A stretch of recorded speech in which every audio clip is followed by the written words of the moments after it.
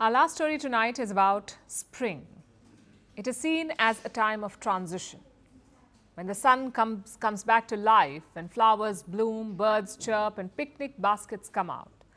Spring is a season of welcome change after hard winter months.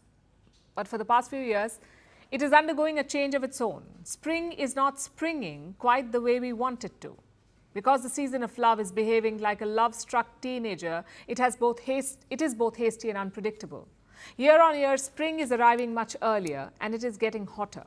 Entire nations feel like they've leapfrogged spring and moved to summer.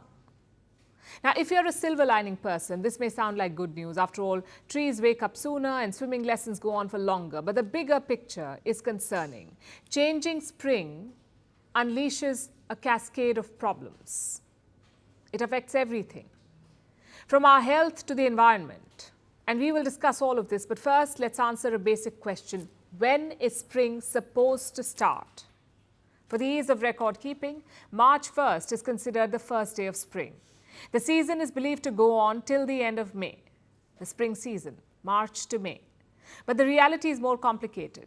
Spring does not arrive on the same day every year. In the northern hemisphere, it falls somewhere between 19th and 21st of March. That is the expectation. But thanks to climate change, our planet is warming rapidly, and this is scrambling the seasons.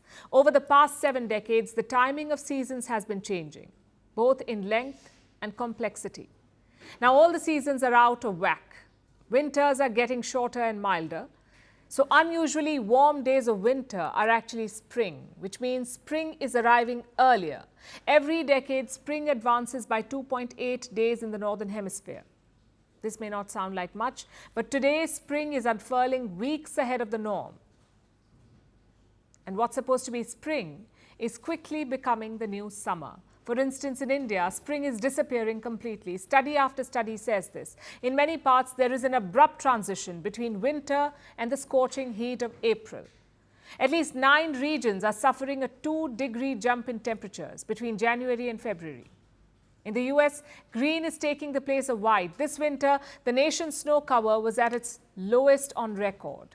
And in several cities, spring arrived 32 days before the due date, meaning summer will arrive earlier as well, and this is happening the world over. In the past 60 years, summer has increased by 17 days on average across the globe. If this goes on, summer weather could take up half a year by the end of the century, and this is scary. With spring slowly going missing, heat waves could grow longer. Mosquito-borne illnesses could become more widespread. Agriculture will be affected. A short-lived spring can be disastrous for crops, so putting food on the table could be tougher. Plus, spring is not just a transition between seasons, it is a transition period for humans as well. Our body clocks change with changing seasons. As we move steadily towards summer, humans tend to reduce their duration of sleep. An abrupt shift from winter to summer can shock the system.